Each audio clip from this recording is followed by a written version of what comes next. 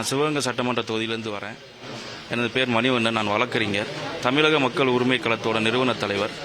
தமிழகம் முழுக்க எங்களோட நிர்வாகிகள் அனைவருமே புரட்சித்தாய் சின்னம்மாவோட புதுசாக ஆரம்பிக்கப்பட்ட அனைத்து இந்திய புரட்சித் தலைவர் மக்கள் முன்னேற்ற கழகத்திற்கு இந்த சட்டமன்ற தேர்தலுக்கு முழுமையாக ஆதரவு தெரிவிச்சிருக்கோம். நீ வருங்காலங்களில் எங்களோட அமைப்பை சார்ந்தவங்க அம்மாவோட சேர்ந்து கழக பணி ஆற்ற தயாராக இருக்கிறோம். இன்று நான் விருப்பமனு சிவகங்கை சட்டமன்ற தொகுதிக்கு நான் விருப்பமனு தாக்கல் பண்ணியிருக்கேன்.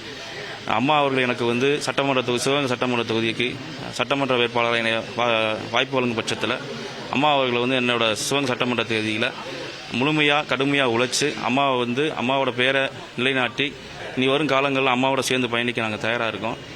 இந்த சட்டமன்ற தொகுதியில் எனக்கு வாய்ப்பு வழங்கும் பட்சத்தில் அமோகமாக வெற்றி பெற்று அம்மாவோட பேரை நிலைநாட்டி தமிழகத்தில் அம்மா முதல்வராக உருவாக்குவதற்கு நான் கடுமையாக பாடுபடுவோம் நான் தெரிவிச்சுக்கேன். எனது பெயர் அகஸ்டின் கலிஸ்டஸ். நான் கன்னியாகுமரி மாவட்டத்திலிருந்து வந்திருக்கேன். கன்னியாகுமரி தொகுதிக்கு விருப்பமனு வாங்கியிருக்கிறேன்.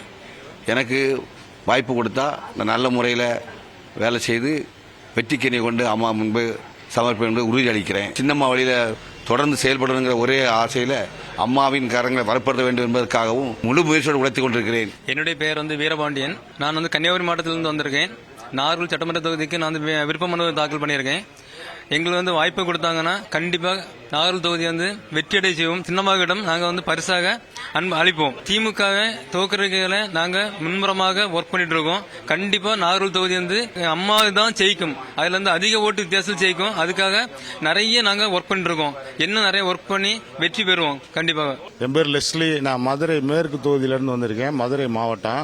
இப்போ விருப்ப மனு வாங்கி அம்மாட்ட சமர்ப்பிப்பதாக வந்திருக்கிறேன். எனக்கு அம்மா சீட்டு கொடுத்தாங்கன்னா நான் கண்டிப்பா ஜெயிப்பேன். எங்களுக்கு நல்ல ஓட்டு விழுகும். அம்மா எனக்கு சீட்டு கொடுத்தாங்கன்னா நான் கண்டிப்பா ஜெயிப்பேன்.